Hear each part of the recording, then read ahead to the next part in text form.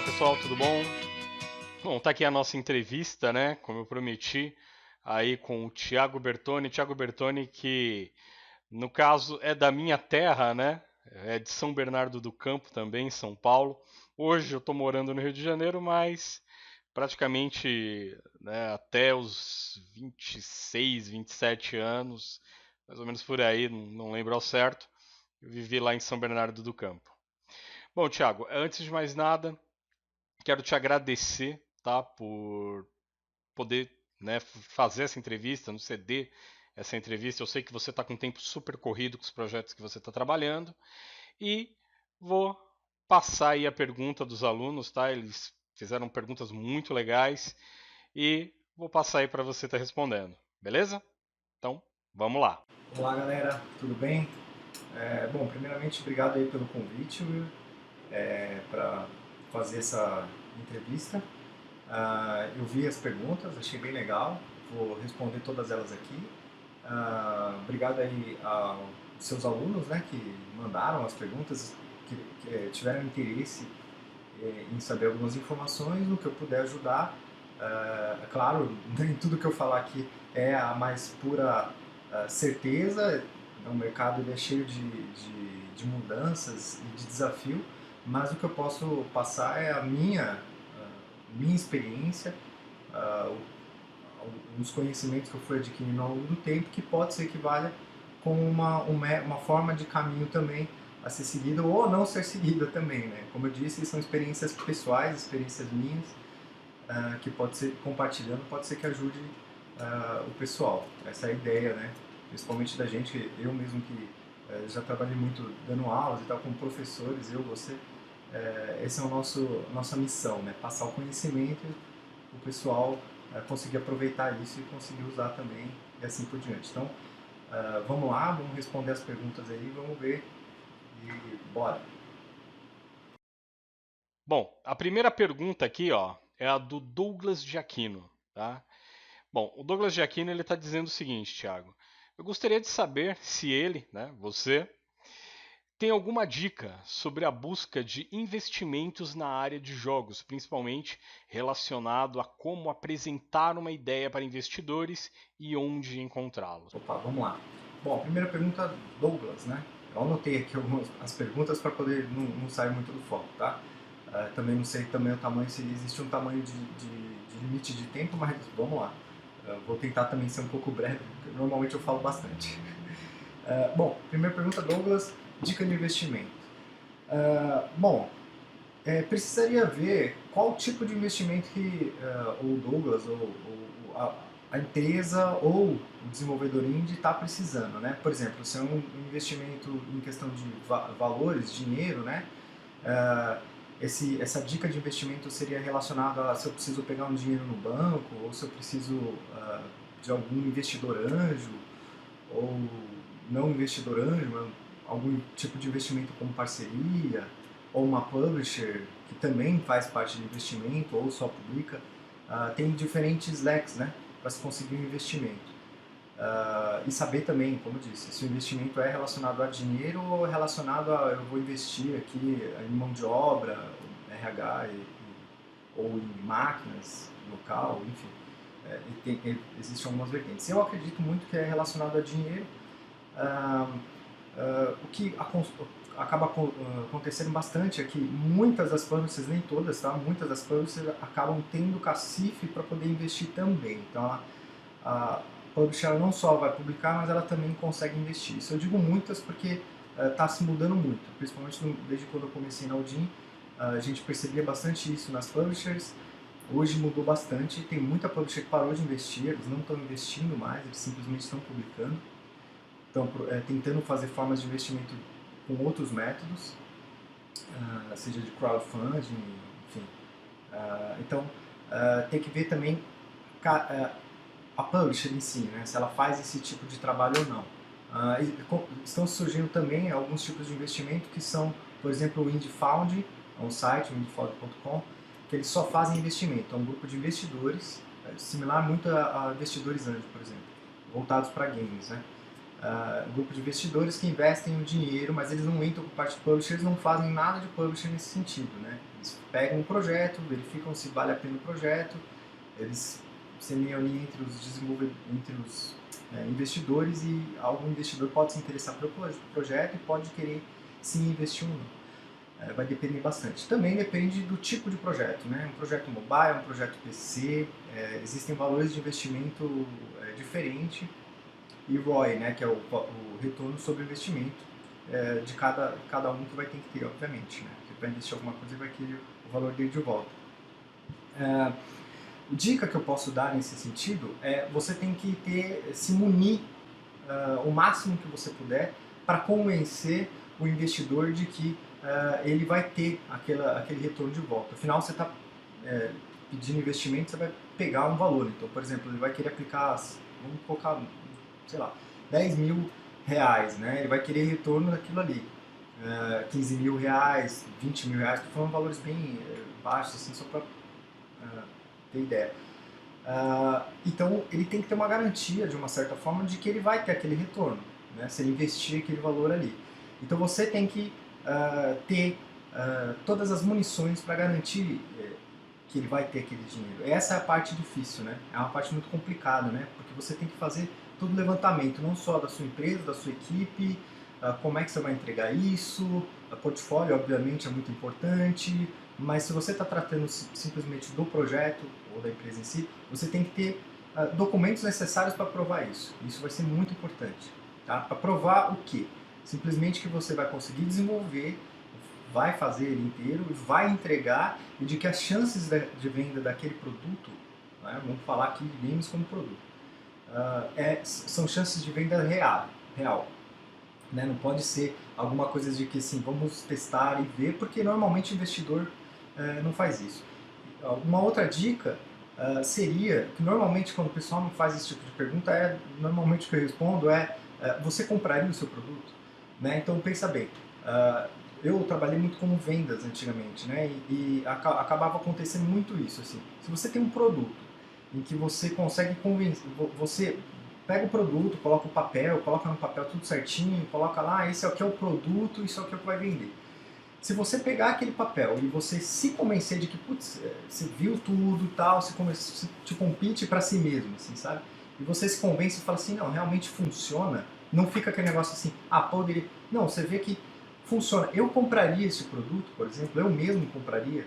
Se alguém vier, outra pessoa viesse com essa ideia, eu acharia que é sensato ou não, não, esse cara não tem aquela informação ou aquela outra, ou está muito no ar isso não está respondido e tal.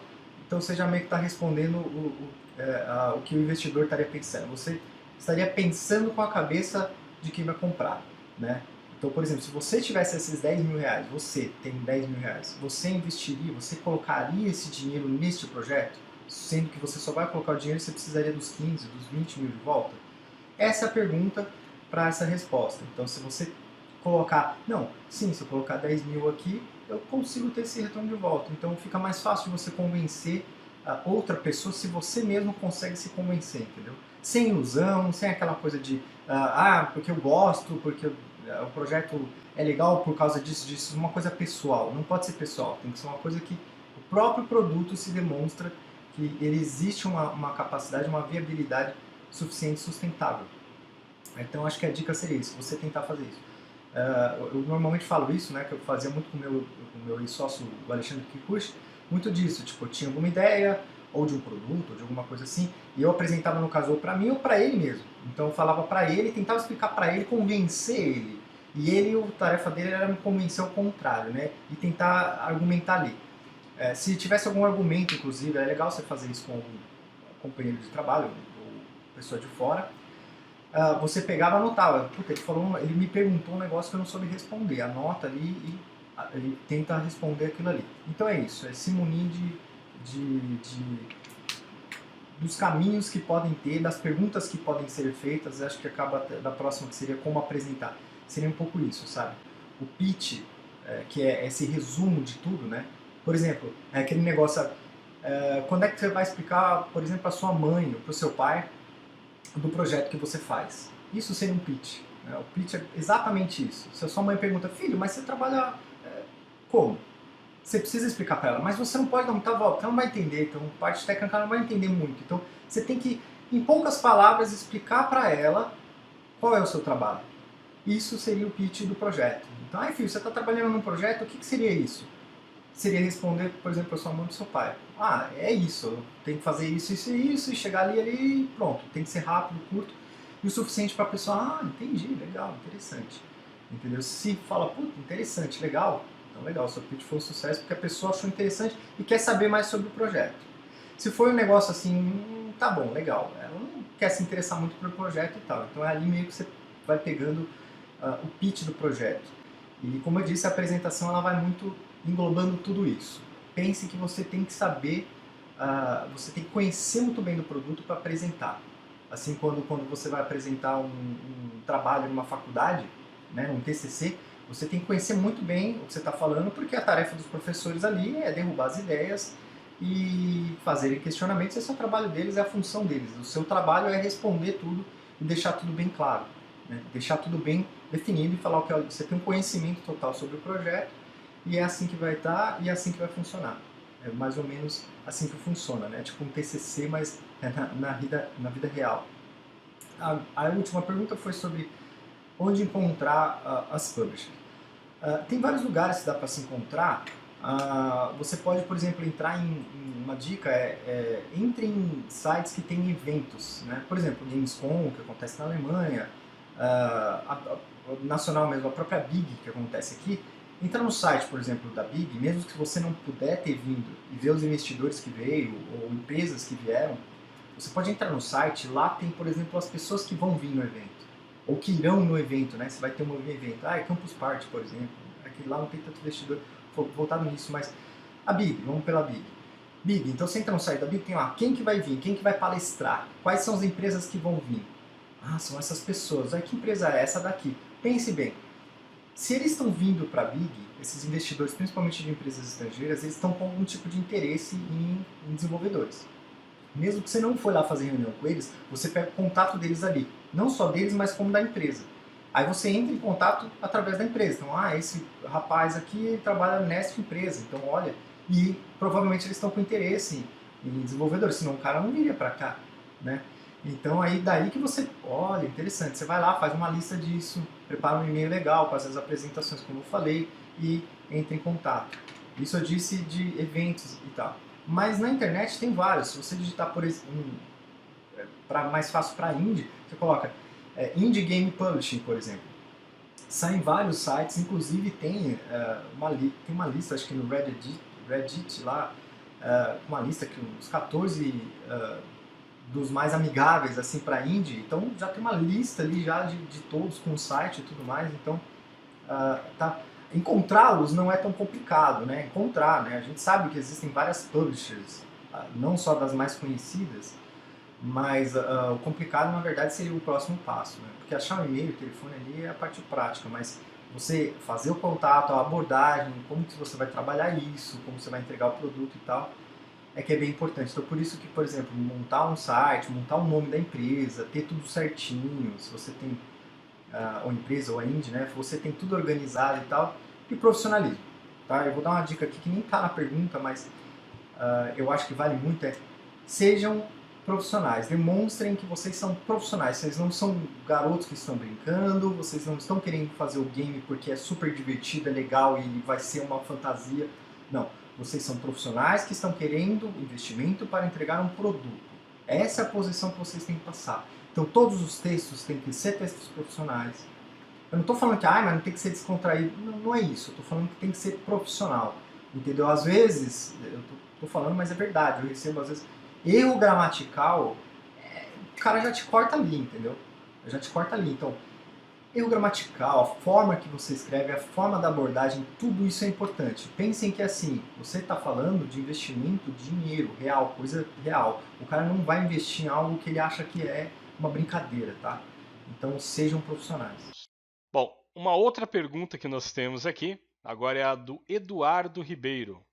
E a pergunta dele é a seguinte: gostaria de saber qual a melhor plataforma para o sucesso de jogos indie?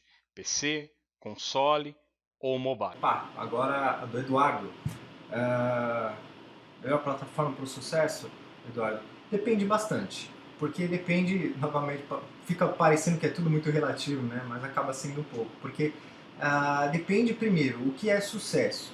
Né? Porque o sucesso a gente pode determinar números de download, por exemplo. Não necessariamente dinheiro, de download. Né? Você faz um jogo free e você tem milhões de downloads, você pode considerar esse jogo como um jogo de sucesso. Porque através de milhões de downloads você pode começar a fazer uma forma de monetização ali e sim começar a ter sucesso monetário. Mas tem empresas, por exemplo, que trabalham com números, né? Não necessariamente o dinheiro em si, mas o número delas de download é mais importante, no caso, por causa de fazer cross-promoting ou alguma coisa assim, às vezes até do que essa conversão então, de dinheiro. Então depende muito do sucesso do game em si. E sim, você pode ter sucesso nas 3 plataformas: PC, como você citou, PC, console e mobile. Tanto que você pode achar em todas essas plataformas jogos de sucesso de empresas grandes e indie também. Né? Antigamente era mais difícil achar em consoles jogos indies de sucesso, né? Mas hoje em dia já está bem comum isso aí, vamos dizer, então está bem popular. Então as 3 plataformas são bem grandes nisso e existem nichos sim e lojas sim para cada uma delas. Considerando aqui esses fatores, eu posso categorizar aqui dificuldade, né? Por exemplo, um jogo mobile, ele é mais um jogo mobile até para o PC, mas vamos para o mobile, ele é mais prático de se desenvolver. Você consegue desenvolver um jogo de Android com pouco valor de investimento. Normalmente os jogos pedem menos recursos, então você consegue desenvolver ele mais rápido, prático e tal, e colocar em lojas, em várias lojas. Muitas das vezes até sem custo nenhum.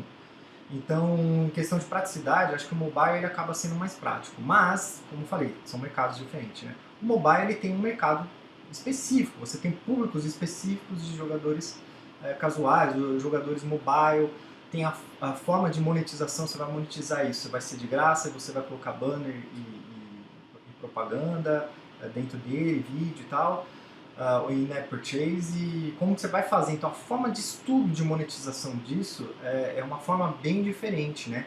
Você tem que trabalhar o jogador, então você tem que fazer ele fazer o download e trabalhar ele para ele confiar no jogo, no aplicativo, ter recurso interessante para ele comprar coisa lá dentro, ou dele poder ver o vídeo, ele ficar querendo ver o vídeo até o final, e aí você vai ganhar em cima disso daí. E tá? Então são formas de estudos diferentes, mas ele acaba sendo uma plataforma mais prática de se lançar. Tá? PC acho que vem na segunda lista aí, de praticidade. Você consegue hoje gerar, com algumas engines, gerar exe ou app mais prático. Colocar na loja é uma outra questão. Existem lojas que aí você já vai ter que pagar, por exemplo, Steam, Windows, App Store. Você vai ter que provavelmente pagar para colocar nessas lojas e tal. Então a forma de monetização dificilmente é free to play, assim, tem bastante free to play, tá? Não estou querendo generalizar, estou falando só o que é mais comum. Normalmente você vai fazer e colocar um valor de venda. Então, como eu disse, a burocracia acaba sendo um pouquinho maior. Para desenvolver é uma coisa, mas é uma burocracia um pouco maior. E o de console ali é bem mais burocrático. Né? Você vai ter que fazer não só ter o dev kit para desenvolver e tal, para colocar nas plataformas, então você acumula tudo que tem ali, um pouquinho de coisa de mobile, um pouquinho de coisa de PC, até na plataforma de console. Então eu diria que é um pouco mais fechada nesse sentido. Em compensação, em relação a vendas, tem mais. Eu conheço muitos estúdios, converso com muitos estúdios que acaba sendo isso. Assim, o console vende-se muito mais, né? PC viria em segundo caso, eu não generalizando novamente, tá? Tem pessoal que vende mais no PC do que no console, mas normalmente é assim, console vende-se muito mais, PC em segundo lugar, e mobile tá depois porque é outra forma de monetização, mas tem muita gente que ganha muito mais dinheiro fazendo mobile, por exemplo, do que no jogo de PC. Então depende muito do jogo em si, que você vai fazer, né? Se vai para uma plataforma ou da outra e tal. Eu acho que isso vai tudo muito nessa questão do estudo, né? De você montar e fazer esse planejamento. Qual é a sua pretensão? O que você pretende fazer? Eu pretendo fazer um game para mobile então ele tem que ter essa funcionalidade para eu colocar na loja, teria que ser dessa forma, não pode ser um jogo extremamente grandioso, porque o público nessa plataforma não joga tanto assim e tudo mais. Então acho que vai mais desse tipo de estratégia de fazer para colocar. Tá? Então, novamente, desculpa, mas acaba sendo bem relativo, não existe uma fórmula muito isso.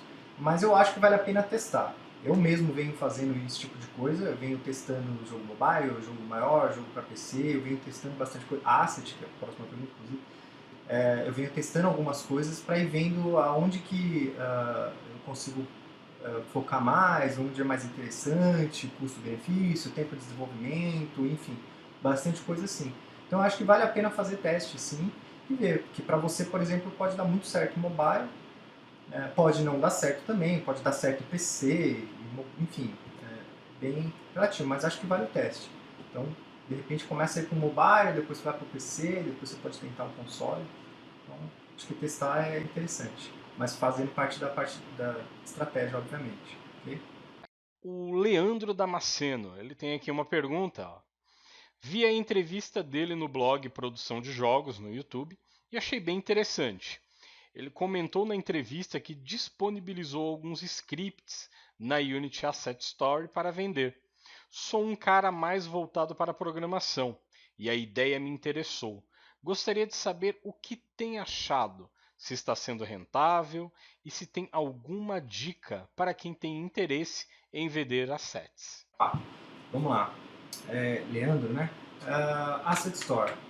Como eu comentei há pouco, eu estou testando algumas partes do mercado, né? Seja jogo mobile que eu lancei, seja outsourcing também, jogo de PC, enfim. Vou lançar em breve um jogo de PC mesmo, para plataformas para XZ, né? Standalone, PC e Mac. Vou lançar na Steam, Windows Store, provavelmente Facebook, Room. Então, estou também caindo para esse lado também para testar esse setor. A parte do asset foi uma coisa também que fazia parte desse pacote, desse bolo todo, que eu também sempre tive interesse de fazer, como comentei, e acabei fazendo. Aí, nas pesquisas que eu fiz, eu falei, o que eu posso fazer? É um script, né? A parte de programação também, assim como você, ou a parte de arte. Então eu quis testar um pouco dos dois para ver o que é. Tinha pessoal que falava que a parte de arte 3D, né, era mais interessante. Outra galera falava que a parte de programação seria mais interessante de script. Aí eu falei, eu vou fazer os dois para testar mesmo. Então eu fiz um script que eu já usava nos meus projetos, eu já usava ele lá. Aí eu vou dar uma melhorada nele aqui e vou pôr para a galera. Né, também, porque se eu acho legal, acho interessante, eu uso, acho bem útil nos meus projetos, que é o XP Manager lá, é para gerenciamento de dados com curvas. Eu vou dar um tapa nele aqui, deixar ele legalzinho, é super simples, mas eu vou colocar na loja para testar o mercado. E também vou fazer um pacote de modelos 3D, para colocar lá para ver o que dá. Tanto que foi bem simultâneo, coloquei os dois bem ao mesmo tempo, assim, praticamente 3, 4 dias de diferença de um para o outro. Primeiro ponto, demora bastante para eles aprovarem, tá? Demora, foi quase um mês para aprovar, se não mais, assim, demorou bastante. É bem comum, pelo que eu vi, pelos e-mails que eu mandei ali para eles também, é comum essa demora. Então, se você está pretendendo fazer alguma coisa, já põe esse gap aí de, é sempre um mês e meio, assim, para poder lançar. Eu lancei eles, os dois, então acabou que, como foi muito próximo que eu vinculei, acabou que o lançamento foi muito próximo também. E eu senti dificuldade na parte de divulgação dele, né? De como você publicar. Porque assim, quando você faz isso especificamente, o meu público, o cliente, é desenvolvedor. Né? Ele é um desenvolvedor, tem que ser um desenvolvedor, não é o consumidor, por exemplo, de um jogo que é um cara que vai comprar o jogo para jogar e tal. Não, é o desenvolvedor mesmo.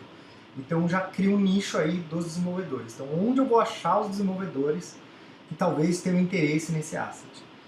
Então o primeiro ponto é que quando ele entra na loja, assim como na Google Play, ele não tem um destaque, né? Ele entra, ele coloca como novo, mas são muitos assets que aparecem, muitos. Então se ficar um dia no máximo ali de novos, e não é nem na loja principal, porque ele entra em lojas de novos ali, por exemplo, na minha categoria, de 3D. Então 3D de carros é pack. Então ele entra lá 3D de carros, se o cara estiver procurando um 3D de carros, ele entrou lá como novo, ficou lá, aí vai entrando no outro, o seu vai caindo até sumir da loja. Normal, isso é comum.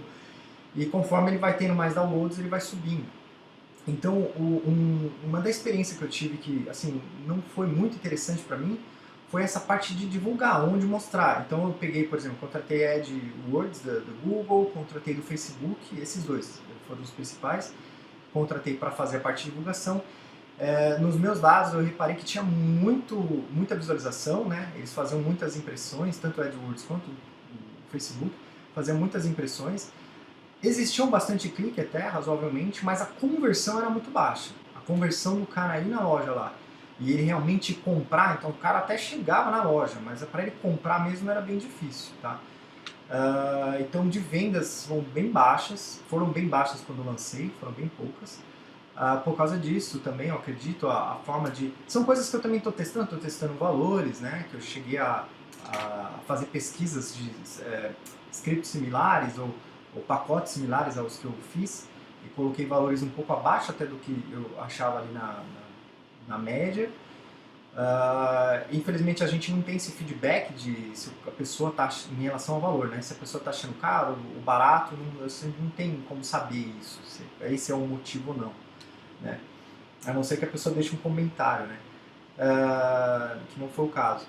E então essa parte de conversão para mim não foi tão interessante. A parte de script especificamente tem um ponto que é a parte de documentação, que vai ser bem importante. Então quando você lança um script de alguma coisa, vai ser o desenvolvedor que vai pegar. Mas você vai precisar saber como usa. Então, você vai ter que provavelmente fazer uma cena de demo para ele poder saber como é que usa aquele script. Se você tiver um documento para, né, um README ou um PDF, para ele saber como que instala, como que funciona ali. Então é interessante. Então essa manutenção, vieram alguns outros desenvolvedores, programadores, falar, puta, eu sempre tive a vontade de lançar, mas é porque tem que ficar dando assistência, tem que ficar fazendo documentação, tutorial e tal. Tem. Por isso que o meu script é super simples, então eu fiz uma cena e tal, ele é fácil de implementar. Mas depende da complexidade e você realmente vai ter que ter essa questão aí, esse foco aí também. Tá? Então foi um problema para mim nas vendas. O que aconteceu é que agora no fim do ano a Unity ela tem um pacote que é um mega sale deles lá, né? Que é a promoção de fim de ano. E eles perguntam se você quer entrar na promoção ou não, se você quer entrar com um pacote ou com todos os pacotes que você tem. Eu aceitei entrar, são porcentagem, você define qual a porcentagem de desconto você quer dar, o máximo é 30%. Eu coloquei o máximo lá, então eu coloquei 30% de desconto, e aí sim, teve algumas vendas, mas não diria que é significativo. Eu vou dizer assim, que eu não consigo sobreviver com o que tem lá, não dá, infelizmente, pra mim, eu tô falando pra mim, pessoalmente. Novamente, eu acho que eu falho nessa parte da divulgação. Talvez tenha outros métodos de divulgação mais interessantes, que não sejam esses que eu usei.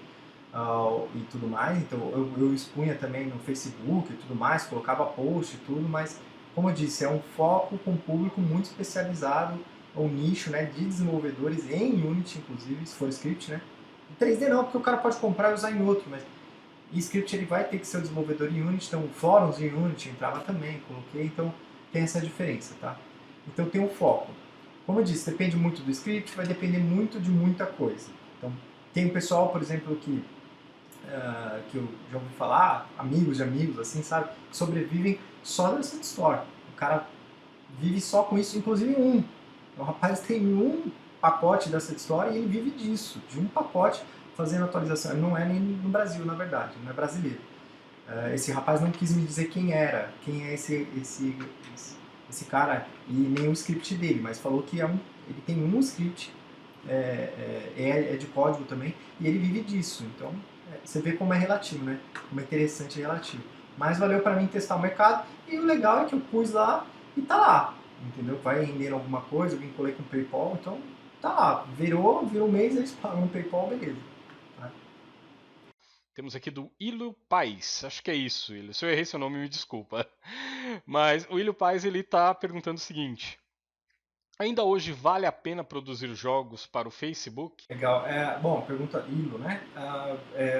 Pergunta sobre o Facebook. Cara, tem duas vertentes ali no Facebook, né? Que é a parte de desenvolvimento para o Facebook, tipo WebGL, para rodar diretamente ali, né? No browser mesmo, para rodar. Aí você pode fazer freemium, alguma coisa assim, para a pessoa jogar diretamente.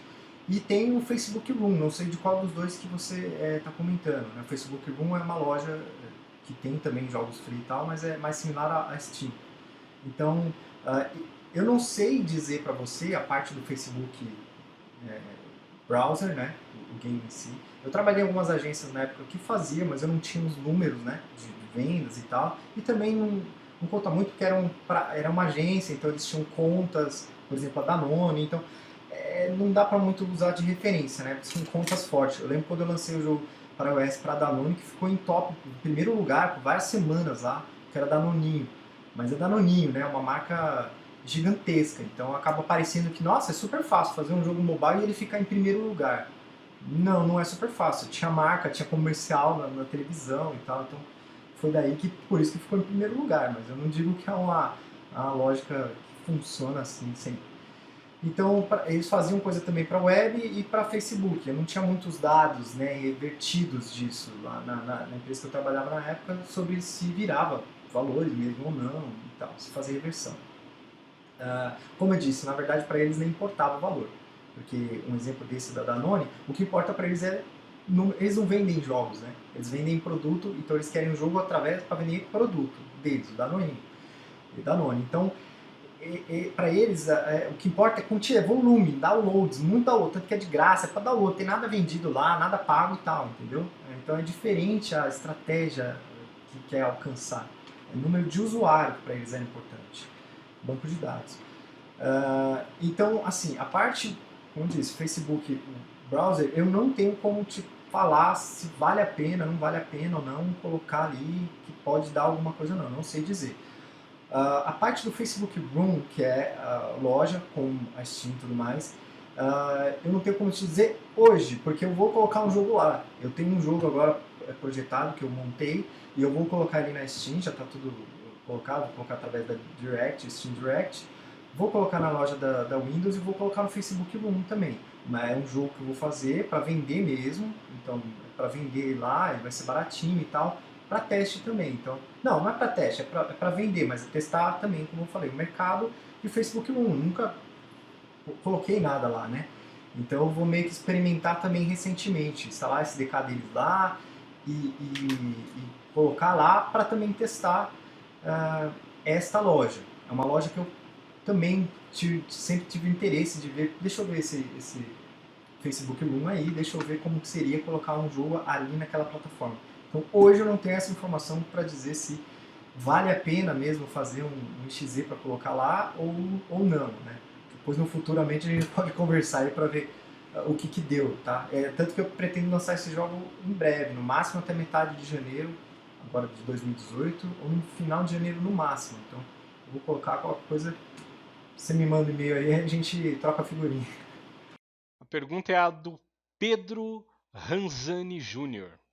O Pedro está perguntando o seguinte: gostaria de saber onde concentram-se as oportunidades de emprego na área e até mesmo estágio em termos de regiões e cidades.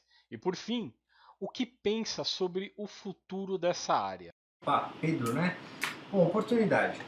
Novamente, não quero ser generalista, vou falar assim mais ou menos o que eu acredito que tenha mais. Existem alguns sites que têm estudos mais aprofundados sobre isso, a própria Abra Games mesmo, ou você pode entrar na produção de jogos, né, do Rafael Dias mesmo, que eu também tinha dado uma entrevista, ele também tem vários dados sobre isso, inclusive é legal vocês entrarem lá, tem um mapa de desenvolvedores de jogos pelo Brasil, então você consegue entrar ali e ver o mapa do Brasil e ver, tem mais acho que 300 e poucas, né, empresas cadastradas lá, então você consegue ver as empresas que estão lá, onde elas estão e tal. Então, acho que lá seria melhor para você ter esse dado. O que eu converso com o pessoal que eu vejo muito, o feedback meu, é que tem mais concentração em São Paulo, Rio de Janeiro e no Rio Grande do Sul. é o que tem mais concentração. Não todas estão ali, mas tem mais assim que eu acho que ficaria mais prático de você arrumar alguma coisa voltada para games, empresas de games, né? É nisso. Você falou de oportunidade. Eu acho que tem muita oportunidade, não só em empresa de games. Tem muita gente, inclusive, que acaba, por exemplo, se formou em games e quer, obviamente, trabalhar com games, mas quer trabalhar em empresa de games. Então tem empresa de games, mas não é só esse setor. Você pode trabalhar. Eu mesmo não comecei. Mentira, comecei sim numa empresa que era voltada para games, apesar de não fazer só games, mas era voltada para games e tal. Mas logo em seguida, depois eu fui trabalhar numa agência de publicidade. Então, agências de publicidades, elas estão contratando bastante desenvolvedores de jogos. Tipo, hoje em dia, praticamente todas as agências de publicidade têm que ter desenvolvedor, game developer lá dentro. Tá? De todos os sentidos, de programação, de arte e tal. Então, porque hoje em dia é uma demanda extremamente necessária, de verdade. Assim. Antigamente, quando eu comecei, a demanda era para web. Né? Então, as agências elas faziam toda a parte de mídia e tal, e ela tinha que oferecer o produto e uma página de web junto, ou um hot site. Web era antes, né? Eu sou meio velho, então era web. Então era web. Vou oferecer um produto, campanha e tudo mais, TV, né, e tal, mas tem que oferecer um web, né? Beleza, aí depois do web começou a entrar hot sites. Aí todo mundo queria, além do website do produto, tinha que ter um hot site também, para alguma linha específica. E beleza, e ficava assim, as agências trabalhavam muito nesse segmento. E aí começaram a entrar essa parte de games. Começaram a oferecer legal, outra agência chegava, olha, eu tenho aqui a campanha inteira, mas eu tenho também o website e o hot site, legal. Aí a outra agência falava, eu também tenho. Eu tenho campanha, hot site, website, só que eu tenho games para browser na época, né? Para browser, em flash. Ah, o cara tem coisa a mais. Então vamos fazer nele. Então, aí vinha games para browser, aí começou a entrar games para mobile, então as empresas começaram a ter que ter. Então as agências no começo elas começavam a terceirizar, mas não tinha muita mão de obra, né? Não tinha muito pessoal para terceirizar. Vou terceirizar games agora com quem? Quem que vai fazer? E tal. Então, hoje em dia as agências elas estão preferindo contratar profissionais, algumas, tá? Preferem contratar profissionais para ter lá dentro. Então muitas delas vão ter que ter, ou ela vai ter lá dentro, ou ela vai ter que contratar um estúdio pequeno, um estúdio, ou outra empresa, enfim. Mas hoje em dia, o que eu quero dizer é que é necessário eles entregarem alguma coisa interativa, e o game é o que está mais bombando, é o que virou e é o que caiu no gosto, é o que está atraindo mais a galera. A conversão do usuário de games para aderência à marca é extremamente maior, né, do que um comercial na TV, por exemplo. Então, eles estão, depende do produto, claro, estão muito interessados nisso. Então, agências de publicidade, né, ou produtoras também de publicidade, enfim, estão muito interessadas nisso. Então, é um mercado também que você pode entrar também, vai aprender muito lá dentro, obviamente, trabalhando em equipe e tal. Também é legal, então, você pode tanto focar em estúdios de games, também focar na parte de agências e produtoras também, tá? Não se prendam muito a isso. Se seu interesse é aprender a desenvolver games e tal, é interessante. Na verdade, eu até aconselho bastante a galera a trabalhar, sinceramente, em agência. Pelo menos para pegar experiência. Porque em agência você normalmente tem uma coisa que muitas produtoras não têm, que é tempo para entrega, é data, é cronograma, schedule. Então tem que ter. Então a agência tem cliente em cima, que é aquela loucura, é cliente, não sei o que, tem que fazer, tem que entregar, é problema atrás de problema, mas é através do problema que você vai evoluindo, você vai aprendendo.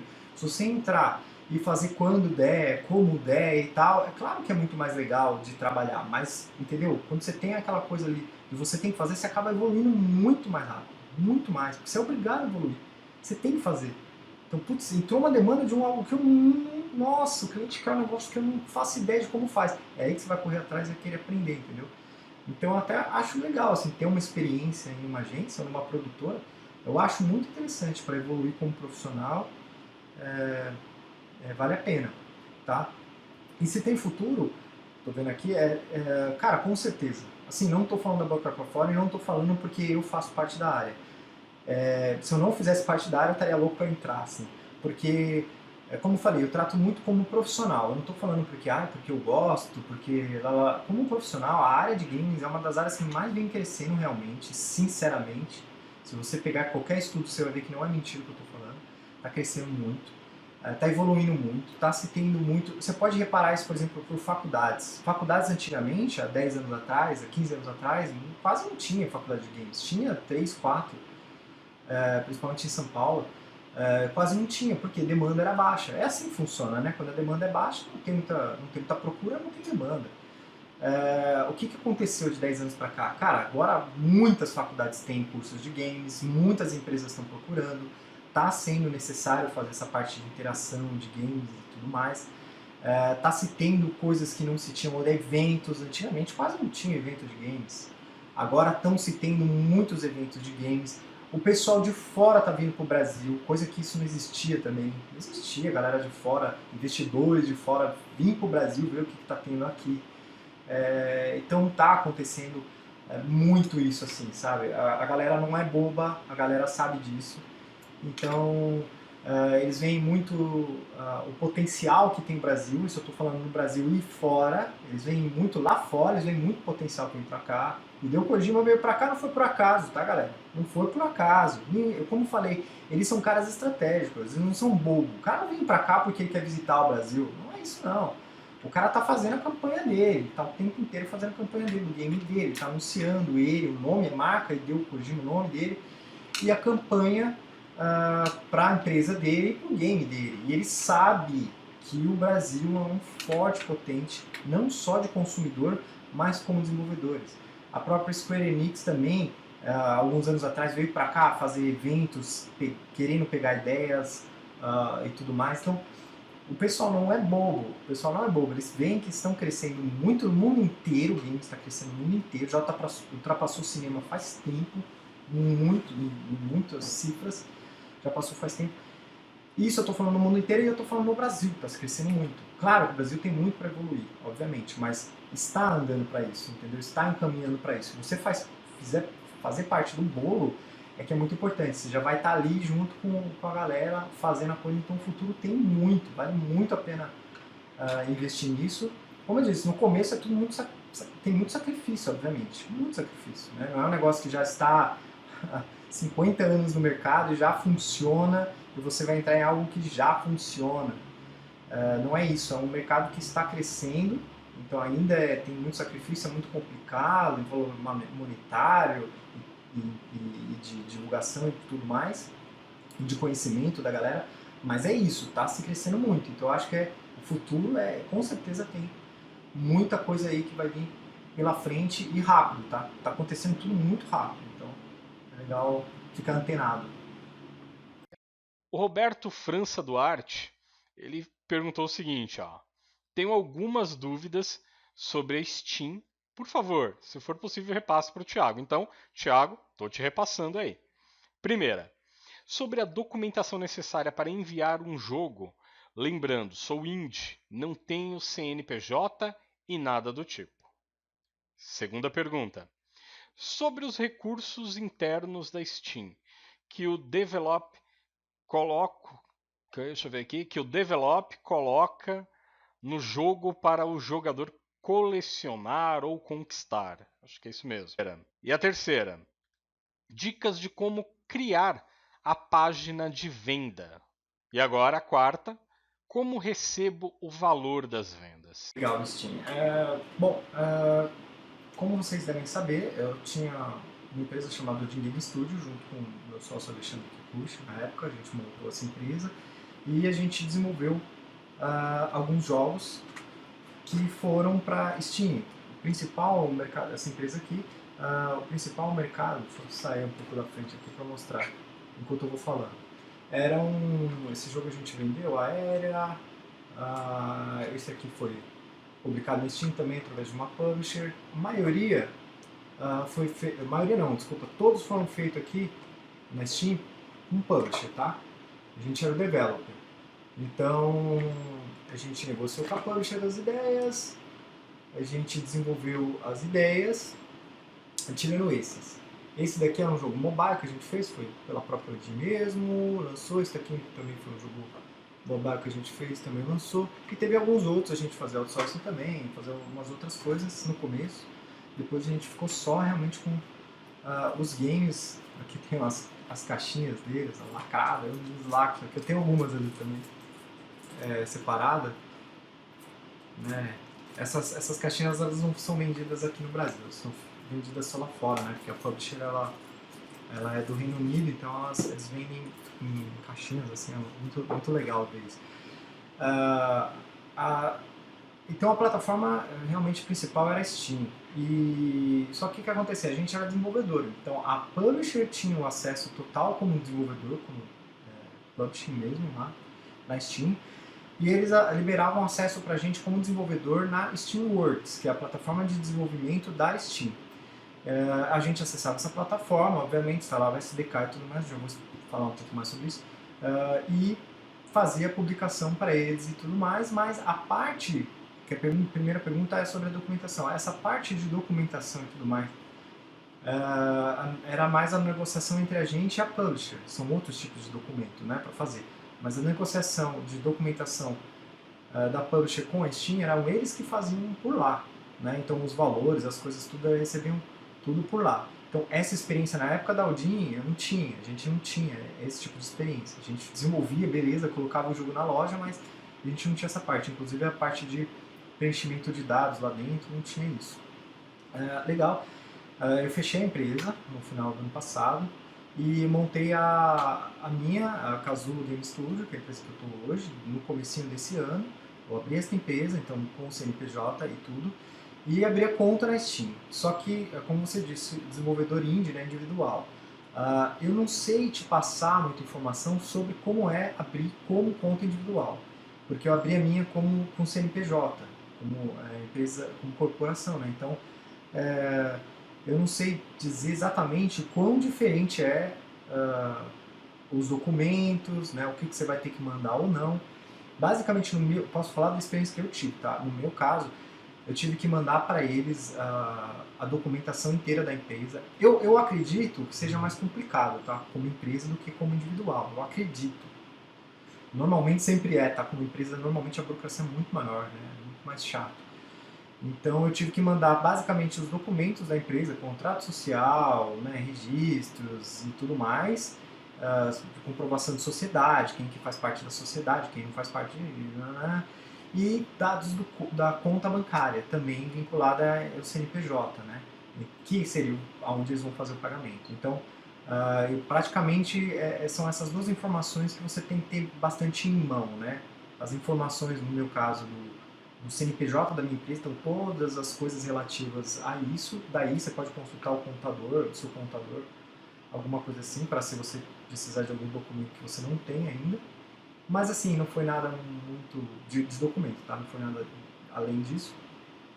E a parte de documentação do banco, novamente, também, se você não tiver alguma informação do banco, pode perguntar para o banco, mas eu nem precisei entrar em contato. Todas as informações que pediram no banco eu já tinha. As mais complicadas foi a Swift lá e a IBAN, que são números, mas dá para achar na internet, né? Do Itaú, por exemplo, Itaú SP, e o IBAN é na sua própria conta. Você acessa lá, você entra, então não precisa nem falar com ninguém, ainda bem, né? Porque no banco é complicado. Uma coisa chata que eu achei, que é uma coisa foi complicada, foi a entrevista sobre as taxas, que é os formulários que eles pedem para você preencher sobre taxas de recolhimento de impostos, IRS, lá dos Estados Unidos, porque afinal eles tinham uma loja de lá, então eles precisam recolher os impostos, né? Então você precisa fazer uma entrevista, vai ser relativo à formatação, que é aqueles W8BIN, W9, vai ser relativo ao seu estado. Por exemplo, se você é uma pessoa que mora nos Estados Unidos, se você tem uma empresa nos Estados Unidos, se você não tem uma empresa nos Estados Unidos, mas você tem uma empresa aqui que tem algum americano que trabalha, umas coisas meio assim, sabe? Então vai ser dependente se você já trabalhou nos Estados Unidos por um tempo ou não. Então é meio que uma entrevista, um relatório que eles fazem, online, tá? Tudo online, onde você vai respondendo as coisas e no final ele vai verificar se você vai ter que pagar uma taxa lá para os Estados Unidos, tá? Ou não. Normalmente no Brasil ele não tem esse acordo e tudo mais, então a gente não precisa pagar a taxa, eu pelo menos no meu CNPJ não preciso pagar a taxa lá nos Estados Unidos, porque a empresa é totalmente brasileira e tudo mais, eu não tenho nenhum tipo de vínculo lá nos Estados Unidos, então eu não preciso pagar a taxa lá.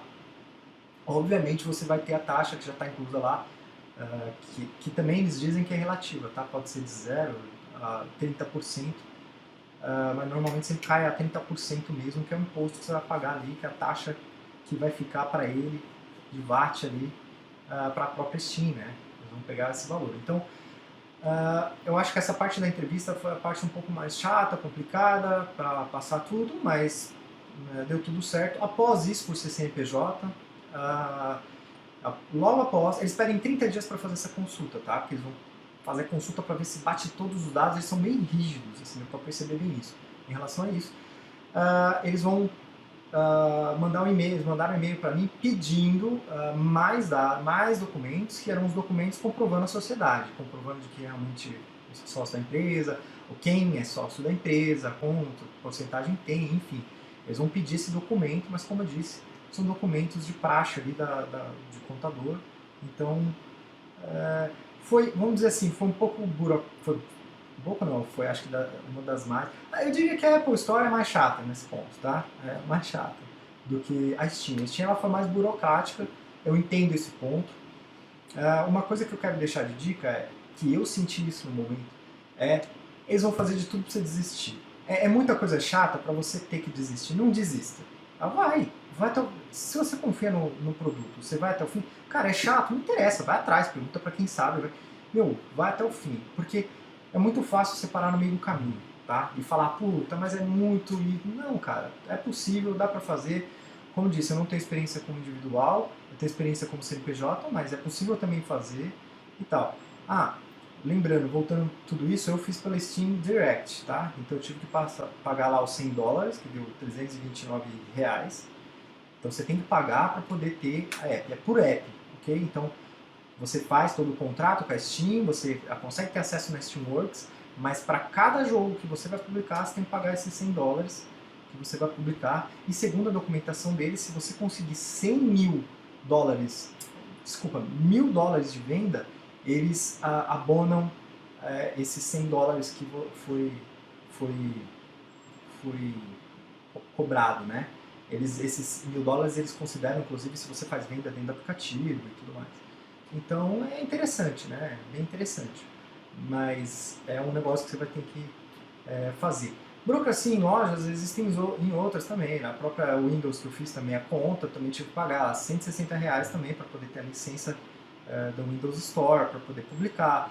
App Store também tem uma taxa que você tem que pagar, é meio que padrão, e você tem que pagar mesmo e para colocar lá. Algumas outras não, mas enfim, é loja para loja, tá? Tem loja para loja. Mas basicamente é isso. Documentação não foi nada que eu não tive. Como exemplo, por exemplo, costumo falar isso. A App Store, que ela pede o DUNS Number, né? Para você colocar como CNPJ, você precisa ter o DUNS Number. Então aí sim é um documento que normalmente você não tem, você tem que ir atrás e tirar.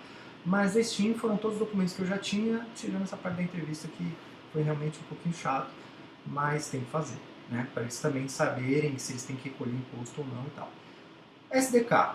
Bom, SDK, não sei qual engine vocês utilizam, tem o SDK da Unity, hoje está na 1.41 SDK. Quando você entra como acesso da Steamworks, você tem o login senha lá, você vai entrar, quando eles liberarem lá, você vai ter lá o botãozinho de download do SDK, um botãozão lá para você poder fazer o download do SDK e colocar na tua engine ou fazer na mão, enfim. Então tá tudo lá, tem a parte de documentação da Steam, é bem completa, assim, tem bastante coisa, é interessante para implementar. O que eu posso dar de dica aqui, que é o que eu uso, que é a Unity, para ficar mais fácil de implementar. Como eu disse, dá para implementar para as outras, né? Cada uma tem uma forma de fazer. O da Unity especificamente, se você entrar na documentação da Steamworks, eles têm lá, inclusive a própria Steam recomenda assim, você pode instalar na mão e fazer na mão, usando C# e tudo mais, mas eles até têm lá, se você pegar, eu até estou vendo aqui, tem na Steamworks, eles têm na documentação, eles indicam dois pacotes de Unity que você pode instalar para deixar mais fácil a sua vida, programador C#, ok? Duas delas que estão lá, como terceirizado em Unity, está lá como a FacePunch, .steamworks, e tem a steamworks.net, steamworks.net. .net. Então, você jogar, por exemplo, no Google agora, não coloca na barra lá steamworks.net que vai sair no site, tá? Porque ele vai achar que .net é um site. Você vai colocar na barra de pesquisa do Google Steamworks, aí .net. Aí ele vai aparecer o Unity Package. Você vai entrar no site, foi um pessoal que fez, eles até pedem doação e tudo mais. Eles fizeram um esquema lá, um porting do SDK da Steam para rodar no Unity. Então é um package mesmo, você vai fazer o download, você vai instalar no seu Unity e vai estar lá bonitão lá. Você vai cadastrar o seu App ID e vai mandar bala lá. Muito simples de startar e chamar o SDK muito fácil. O SDK ele vai servir como uma ponte, né, com os recursos que você tem para chamar na Unity para Steamworks. Então é uma ponte, você vai ter que fazer as duas comunicações. Você vai ter que entrar no seu Steamworks, no caso, por exemplo, Achievements. Você vai ter que entrar no Steamworks e cadastrar os seus achievements que tem, seja de as imagenzinhas, os textozinhos que vão aparecer na Steamworks, no seu portal, né, de acesso. E na outra ponte, na Unity, você vai fazer a chamada desses achievements para liberar, para ver se está liberado ou não, tá? Então, como eu disse, é bem fácil, principalmente com esse pacote, fica bem fácil de fazer essa ponte, não é nada muito complicado, cada loja acaba tendo uma, você pode instalar ou não, mas o da Steam eu aconselho fortemente fazer, pelo menos achievements eu acho que é bem interessante e não é muito complicado, tá? Bem fácil, assim, bem simples, tem exemplos, é bem fácil, tranquilão. O valor, como que se recebe? Bom, como eu disse, você tem que colocar os dados da sua conta. Você precisa colocar os dados da sua conta lá, tudo certinho, onde que eles vão depositar e tal. No caso da Set Store, como eu comentei anteriormente, eles fazem o pagamento, né? A Unity, por exemplo, ela faz o pagamento, você consegue vincular uma conta PayPal. Então eles fazem o pagamento, virou um mês e eles jogam para a tua conta PayPal. Então o PayPal você faz o que você quer, você deixa lá, você converte para a tua conta, aí beleza. Agora nesse caso não. Ele vai pegar o dinheiro e ele vai mandar para tua conta, né? Ele vai mandar para sua conta, ele vai gerar um invoice ali e tal para cair na tua conta. Chegou na tua conta, vai estar acreditado lá na tua conta, né? Então, olha, tem um valor aqui que você precisa receber, mas daí você vai precisar fazer, né, baseado nesse invoice, você vai precisar fazer o câmbio para converter o valor de dólar para real.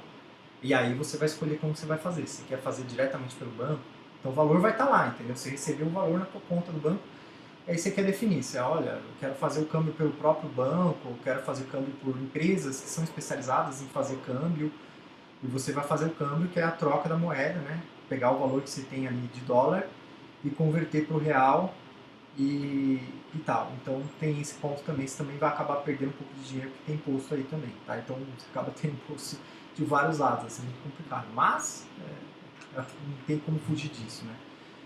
Então é basicamente isso, eles vão mandar o dinheiro para tua conta e você vai ter que fazer o câmbio depois para a troca, ok? Se você tiver alguma dúvida em relação a isso, por exemplo, como eu disse,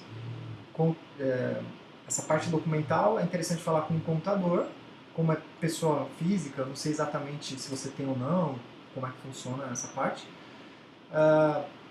E com a parte de banco e tudo mais, é interessante falar com o seu banco essas informações, né? Tirar dúvidas e tudo mais, mas normalmente é meio tranquilo essa parte aí, ok? A pergunta do Jaslan Florencio. Bom, ele pergunta aqui o seguinte: o que você acha que um iniciante tem que ter em mente e quais passos trilhar para se tornar um programador de sucesso?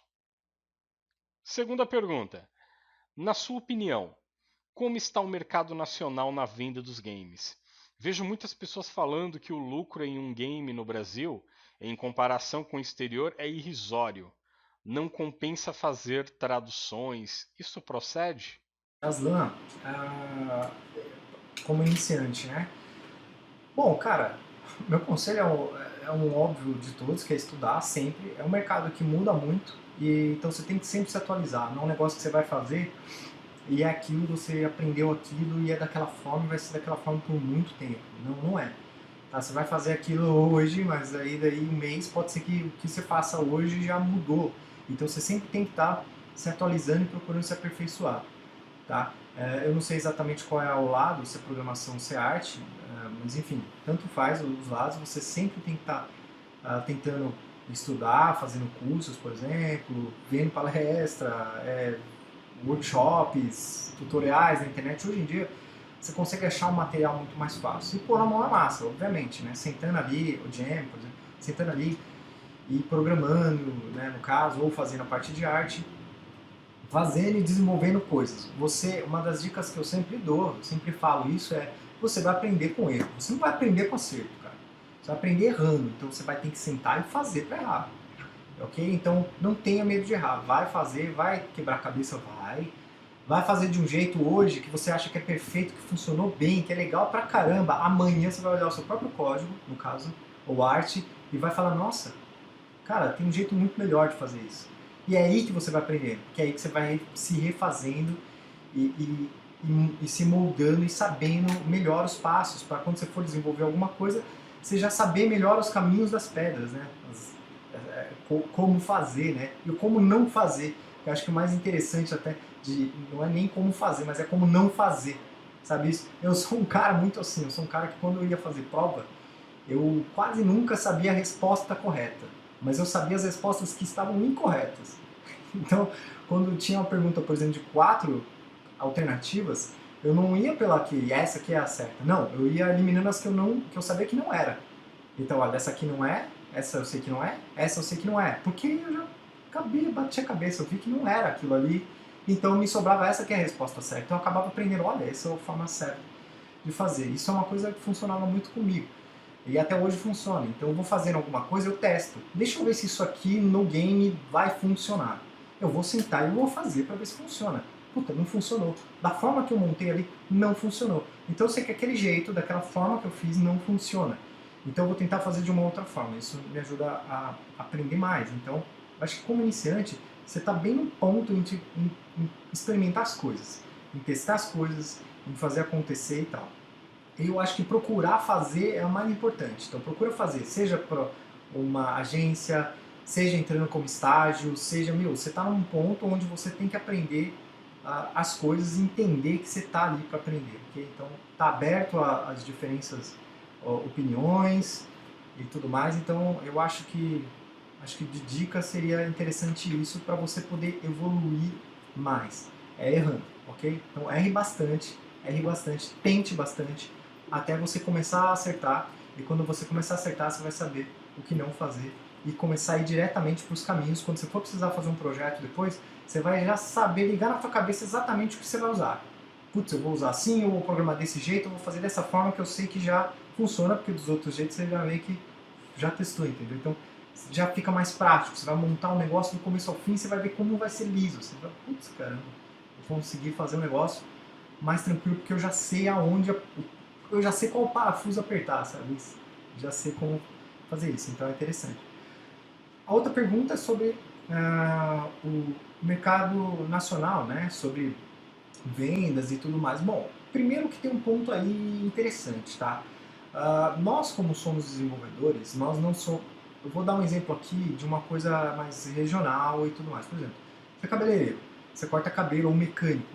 Você vai cortar cabelo de uma região, então naquela região você vai atender. Né? Uma padaria, ela atende aquela região. Às vezes ela pode até expandir um pouco para fora, mas é mais aquela região. Então os consumidores são aqueles caras ali.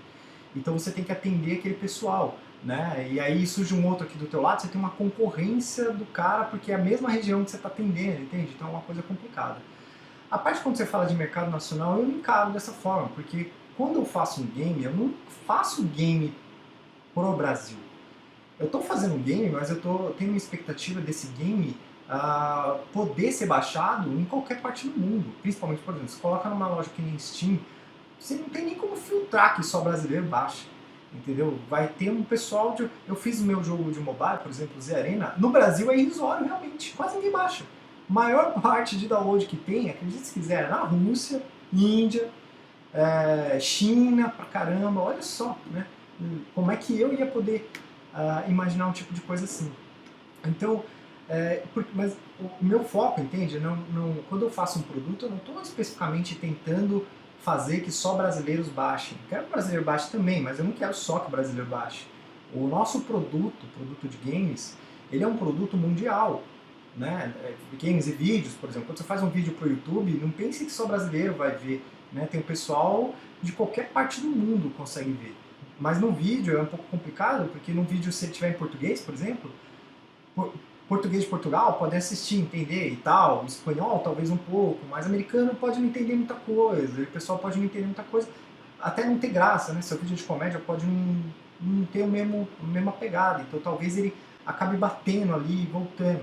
Mas o game, o que acontece no game, em questão de análise de estudo? Se você fizer um game nacional, cabe pelo mesmo conceito. Você faz um game em português, você vai atender a demanda, que é o Brasil que vai entender. Português Portugal, Espanha um pouquinho, e vai. Mas quando chega um pessoal, por exemplo, Rússia, Estados Unidos e tal, eles não vão conseguir assimilar, não vão conseguir entender, eles não consomem esse tipo de coisa, né? Eles não entendem. É diferente da gente, brasileiro consome produto americano. Mesmo se você não entende o que está escrito, você consome filmes, a gente está acostumado, condicionado a isso. Mas lá fora não é bem assim. Eles não consomem coisas que não são do cotidiano deles e tudo mais. Eu digo mais, até lá fora. Você pega Espanha, Alemanha, tem um pessoal que eu já vi comentando que, cara, se o jogo na Alemanha, se não tiver alemão, o cara não compra. Se tiver em inglês, ele não vai comprar. Ele não. É preconceito mesmo, assim, eles não compram. Não generalizando, mas tem, entendeu? Acontece isso. Então, pensando nessa questão de público-alvo, você pensa assim: você vai fazer um game, ok? Você vai fazer e você quer atingir um público mundial, né? Você tem um público mundial. Você pensa assim, eu vou fazer um jogo em português, vai atender uma demanda X de um pessoal, mas vai bater nesses pontos e vai voltar, né? Então, pera lá. Então, se eu fizer em inglês, é uma língua universal. É uma língua que, como eu falei, existem preconceito em algumas partes do mundo que não querem consumir esse tipo de produto. Existe. Mas a chance de você entrar em mais países, em mais mercado, é maior se o jogo estiver em inglês, ok? Então, se você tem bastante dinheiro, por exemplo, tem empresas que tem um pessoal que já veio falar isso pra mim. Ah, mas o jogo da EA Games, eles estão fazendo todo em português. A Ubisoft, nem são brasileiros, eles estão colocando em português. Por que você é brasileiro e não faz jogo em português? Cara, se você tem dinheiro bastante, você faz uma localização em várias línguas. Isso é tranquilo, porque custa. Tá? Você vai colocar voz, você vai ter que contratar ator, você vai ter que contratar locução, você vai ter que contratar textos. Custa, tem valor para você aplicar no projeto para colocar, ok? Então, se você tem um valor, um orçamento limitado, você vai tentar agir pelo que, putz, o que eu consigo atender melhor, mais público? É o inglês. Então, você normalmente vai fazer o game em inglês porque ele atende um público maior. Se tem uma verba maior, pra você ter uma noção, dos jogos que eu fiz, nenhum deles eles queriam em português. Nenhum. Sério, no contrato estava especificando que eles não queriam. Foi força nossa. A gente falou, cara, a gente vai fazer, inclusive a gente fez de graça. Porque a gente é brasileiro, a gente sabe português. Então falou, olha, a gente vai colocar mais não, eles queriam espanhol, italiano e tal, mas português não. Ele falou, não, a gente vai fazer então, a gente vai incluir, não vai considerar isso no custo e vai colocar porque a gente quer colocar a língua em português, ok? Mas assim, por eles nem colocava, ok? Então, essa é a grande diferença. Quando você está falando de desenvolvedores mais indie, ou que não tem tanto valor, ou tem um valor, mas ele tem que colocar na locução e no texto, e diálogo, e comunidade e tal, o cara vai dar preferência para o que ele consegue ter um range maior, que no caso, como eu disse, é o inglês. Então, se tiver mais valores para poder colocar no projeto, aí você põe em outras línguas, espanhol, português, e aí você vai colocando. Então, tudo depende do quanto de valor você tem para investir na localização do seu projeto. Né? O quão fácil é fazer essa localização ou não. O fato é, se ter uma localização no game é muito bom. Você tem várias línguas, é excelente. Tá? Então, quanto mais você puder fazer para colocar, é muito bom. Atinge um público muito maior, agrada muito melhor as pessoas e tal, mas realmente é relativo à venda. E se você vai falar para um empresário, para o cara, não, tem que ser português porque é nacional, o cara vai falar, cara, mas aí, entendeu? Em questão de vendas, eu estou fazendo um produto global e eu vou colocar só a língua português, eu vou me restringir a isso. Então é uma coisa de estratégia de vendas que você tem que colocar no papel, se vale a pena ou não, para o teu game especificamente, aquilo que você está fazendo, ok? Para tradução. Então, por isso que eu acho que realmente vai de projeto a projeto, e quanto de verba e tempo profissional você teria para fazer isso, ok? Espero que tenha ficado um pouco claro isso. A pergunta do William Rodrigues da Silva. Primeira pergunta: qual a engine mais recomendada levando em consideração recursos e custos? Unreal ou Unity? Pergunta clássica. Segunda pergunta. Para quem está começando, onde publicar seus primeiros jogos? E a terceira pergunta, em qual regime de tributação uma pequena empresa de jogos entraria? Simples, simples ou lucro presumido? Legal, vamos lá. Engine, cara, é um pouco complicado essa pergunta, realmente, como o William falou. Principalmente para mim, que na Odin o meu sócio é o Alexandre Kikuchi, que hoje ele é o evangelista da Unity. Então, é um pouco complicado esse ponto, mas assim, eu sempre fui fã da Unity, eu tenho o maior respeito pela Unreal, eu cheguei a mexer um pouquinho com a Unreal também. Existem excelentes projetos que foram feitos por empresas nacionais, que eu posso citar, o Shine da Garage, TDZ, Flávio Creaço, são produtos que são empresas, né, que usam a Unreal como desenvolvimento porque funciona melhor para eles. Eles têm profissionais para isso, eles atendem a demanda que eles querem, o produto que eles querem entregar, então funciona muito bem. Não tem essa de, sabe, não, mas é isso aqui. Sempre tem aquelas briguinhas, essas coisas, mas é briguinha saudável, não é nada. O que você tem que entender é que o importante é a entrega, não é a engine em si, é a entrega, o produto, ok? Até porque o nome pesa, mas não é o mais importante. Se você entregar um produto, mas putz, esse produto ele é bom, ele é de qualidade, não vai importar a engine, entendeu? O importante é o consumidor, ele meio que não quer saber isso. Ele quer saber se o jogo é legal, se o produto é bom, ele não vai se importar com o resto. Estou falando do consumidor final, ok? Então não importa muito. Eu gosto da Unity por vários motivos, tá? Em questão de custo-benefício, que você comentou. O principal motivo que eu gosto também nem esse, ok? É a multiplataforma. A Unity para mim é o ponto-chave de virada por causa de ser multiplataforma.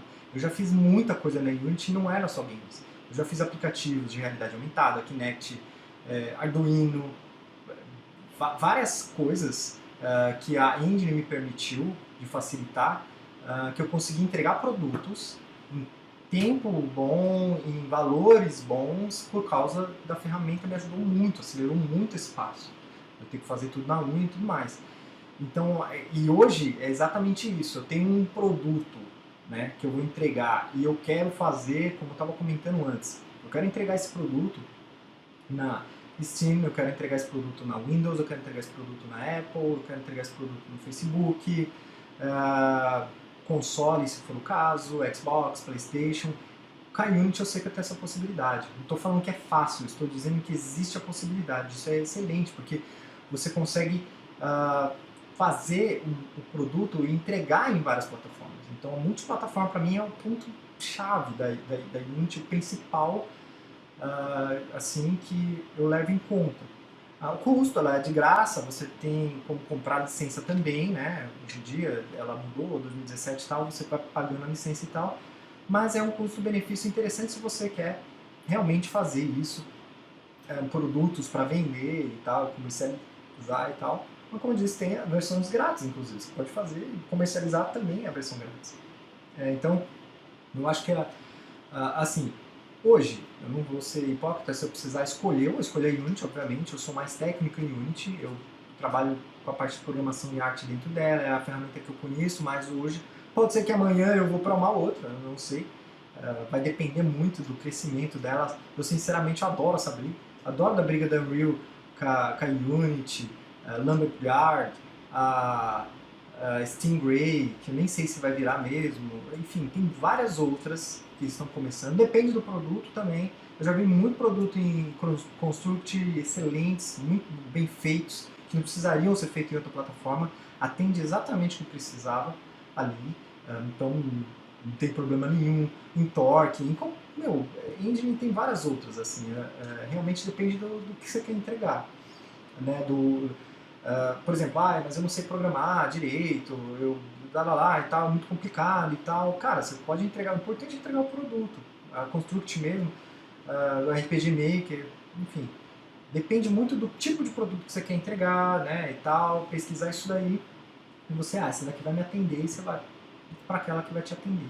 Então, assim, se eu tivesse que voltar a escolher hoje, eu escolheria Unity por esses motivos. Mas eu estou falando, deixo bem claro, hoje. Né? Amanhã pode ser que a Unreal me traga algumas soluções que eu comece a ir e atender melhor as minhas soluções e eu vou mais para a parte de Unreal. Outro ponto interessante também que eu achava legal na Unity, mas hoje a Unreal também já está revertendo bastante isso, que é a parte de profissionais. Antigamente você achava muito mais profissionais, e eu como empresário na época e ainda sou hoje, eu consigo achar muito mais fácil profissionais de Unity do que de Unreal antes.